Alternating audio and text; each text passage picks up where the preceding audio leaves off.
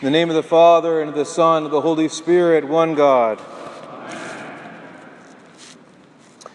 I recently restarted an exercise program that I had started years ago. And in the advice of the trainer that wrote the book on this program, he encourages exercises to be done in a very unique way. He has different muscle groups that he recommends specific exercises for. And what he recommends is that you start the first set on a level about a 5 in terms of exertion. 1 meaning you can do it in your sleep. 10 meaning it's the really strongest you can be, the most weight you can lift. So he says to start the first set at a 5. You do your set of repetitions, you take a 1-minute break, then you do the second set at whatever would be at a level 6. And you go through these one at a time, level 5, level 6, and finally, the last one, he recommends it be a level 10. That you almost can't do it, but you just barely can. And he calls that the high point. An interesting thing he says is that in his studies of the human body, it is only when we exert ourselves at those upper ends that we really start to see a physical benefit. It's good to move, it gets the blood moving, but in terms of growing our muscular state and getting stronger physically, we have to do more at the upper end of the scale. Well, there are many analogies between our physical life and existence and our spiritual life, and this, I believe, is one more of those. Many of us, with very good intentions, go through life, and we're okay doing 5s. We'll come to church on Sunday morning. Once in a while, we'll say our prayers. We try at a level 5 to be nice to people. But when the level requires something like a 7 or an 8 or a 9 or even a 10, right at the edge of what we can do, so often we are backing off, and that is the exact time in our spiritual life, just like our physical life, that we're going to see some major gains in our spiritual growth. Well, today in the church, in our many remembrances, are so many examples of this that I can't go through all of them. Last night at Vespers, I talked about the 7 sleepers of Ephesus. I can't tell you the story because of time. I told it last night. But go home and Google it. It's a very important example for us of the martyrs, the 7 sleepers of Ephesus, and what they endured. Another saint to remember today, not very well known, but should be very well known to us as Orthodox, is our righteous father Averkios. Averkios was a bishop of a town, a very Greek and pagan town in his day, called Heliopolis. And in that town there were lots of pagans. Lots of pagan temples that were frequented by lots of people. And there was Bishop Averkios trying to lead his small flock. And week in and week out, he tended them very faithfully. But he'd walk through the city and he would see hundreds and sometimes thousands of people visiting the temples of the pagan gods. He'd come to the services of the church and he'd see relatively few. And he grew discouraged. And one day, he was given a vision. An angel came to him and told him it was his job to go to the temple of the Greek god Apollo and destroy it. When he asked the angel how was he to do it, he was given a very simple answer. God will give you the strength. And in a story very similar to the story of Samson that many of us remember from the Old Testament, Averkios was obedient to God, not knowing how it was going to be. He walked across town. He walked into the temple of Apollo, and in a miraculous way, he pulled the pillars together, and the temple collapsed. Miraculously, he was saved. And he walked back to the church. And while he was there, he heard that a mob who saw what he did, witnessed it, started to grow.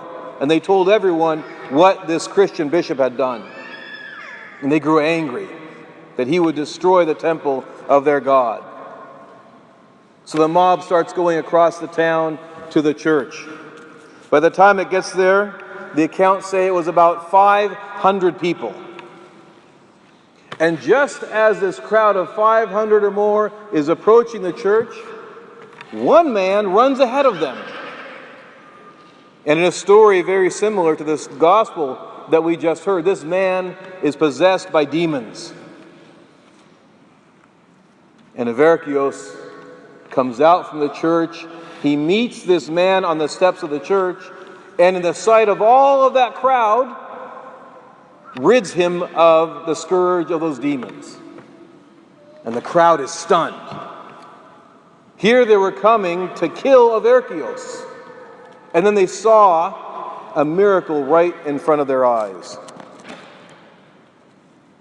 They were so shocked by it, they didn't know what to do at first. Then they began to ask him, "Who are you? Who is the God of this temple?" And Averkios said, "Come in and see." And he spoke to them all that day and all that night about the truth of Jesus Christ. And in the morning, all of them were baptized. Averkios could have pulled a 5. Could have heard that the mob was coming, and he could have ran away. Could have heard the message from the angel, "Go and tear down a temple of stone." Could have said, "I can't do that. I'll just go in and I'll say my prayers and go to bed." Averkios pulled a 10. Today's epistle, St. Paul tells us of his early journeys in Christianity. How after he became a Christian on the road to Damascus, he didn't go to flesh and blood, he says. He went out to the wilderness. The wilderness is not like we think it is, where we go out somewhere, maybe camping, that's roughing it for us, with all the food and water we need. In St. Paul's days, they went to the wilderness, and they were on their own. And after he goes to the wilderness, and he has a time of intense prayer, then he says he went up to Jerusalem. Okay, seems like no big deal. But remember who St. Paul was. He was at that point, very recently, in a matter of days or weeks, Saul.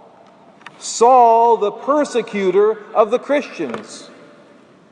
Saul, the one who they laid their clothing down when they stoned the martyr Stephen. And where does St. Paul, the converted Christian, go? He goes to see the leaders of the Christian church. Could have pulled a 5 and gone back to Antioch, but he goes to meet with the very leaders of the church that he had been persecuting. And St. Paul goes on to be the second most influential person in the life of the Christian church, only after Christ himself. Now, the gospel today shows us something very different. It shows us what happens when we don't pull a 10. Those townspeople who saw a miracle in front of their eyes. The demoniac that they had tried to chain up, and they couldn't even keep him chained.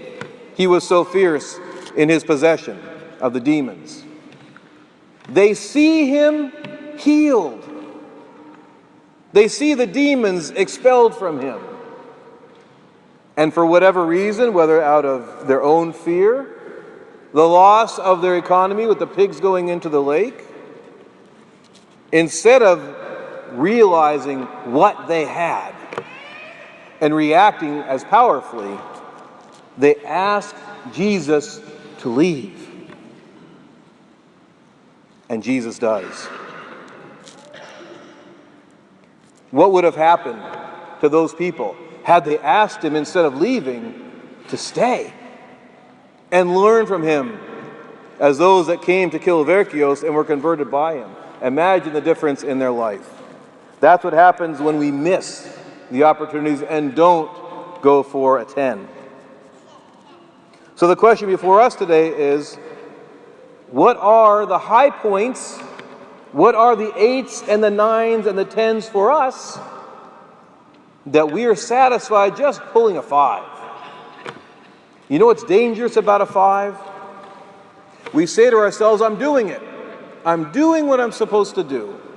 Maybe it's going to church or saying a prayer. Maybe it's being nice to somebody. But at a 5, people that are easy to be nice to. Prayer is short enough to fit into all of the important things that we do. But the 7s, the 8s, the 9s, and the 10s, what do those look like? What services are those that we say we don't have time for that would take a huge effort to be there? And yes, be there on time. What fasts do we disregard that would be for us an 8 or a 9 or even a 10 to attempt that we've been avoiding? What passions and temptations, which are for us 9s and 10s, that we avoid and we fight them like they're a 5 and wonder why we don't get as far as we would like. My brothers and sisters, we have the opportunity given to us by God Himself to exercise our souls. How much more important to exercise our souls and our bodies, as important as that is. But if we're going to exercise, we have to do it in a way that brings benefit. The 5s are nice, but the danger is we think we're doing it while we miss the things we really need to do to grow. We could think about what effects this might have in our own lives. Effects that we could only guess. What we don't think about is what would be the effect to someone else. Maybe somebody so far from us that we'd never meet. Maybe they live in a distant future. Let me give you an example of how when we pull 10s, life changes for lots more than ourselves. I told you that Averkios was in a city called Heliopolis. Heliopolis no longer exists. It's known now to us, and some of you are familiar with the name Baalbek. Baalbek is one of the most preserved Roman cities in the world. It's in eastern Lebanon. We were afraid earlier this year that ISIS had destroyed much of what was there. Thank God it was preserved. But if you go to Baalbek today, what used to be called Heliopolis, you won't find the Temple of Apollo. At least you won't find it standing. Among all those very well preserved temples, you don't find the Temple of Apollo still standing. And my question is this. Baalbek is in Lebanon. Some of our ancestors came from Lebanon. They came from families that became Christian families. I wonder, are any of the families that some of us received our Christian faith from, if you follow them back, if you go back to when Baalbek was Heliopolis, might those 500 be our spiritual ancestors directly? We know they are indirectly, but might they be our direct ancestors? Maybe you say, I'm not Lebanese. Maybe you converted to Orthodoxy here at St. Nicholas or somewhere else. But the people that were here at first when St. Nicholas was just being started out, were they the ancestors? And so are these the folks that because they pulled a 10, Averkios and those after him, you can draw a line from them to us. My brothers and sisters, we don't know what the effect will be when we exert ourselves. Not just try to be good about our spiritual life, but work hard. To the extent we say, I did about as much as I could do, I can't do any more. Imagine if we prayed like that. Imagine if we fasted like that. Imagine if we loved like that. Not just at 5s and 6s, but at 9s and 10s. We don't know what the effect would be on us, on the people around us, or people that we will never met in some distant place or a distant future. What we do know is this: it will have an effect. That exercise book I told you about has on the inside cover pictures of people before and after. And they hold up a newspaper to show the date. What they looked like before their exercise regimen and after. We know what we look like before. Imagine spiritually what we would look like if we exercised to the high points of 9s and 10s. Our God is a powerful God, and He's given us power. Let's use it. Let's exercise the power God has given us and become the sons and daughters of God He's designed us to be. In the name of the Father, and the Son, and the Holy Spirit. Amen.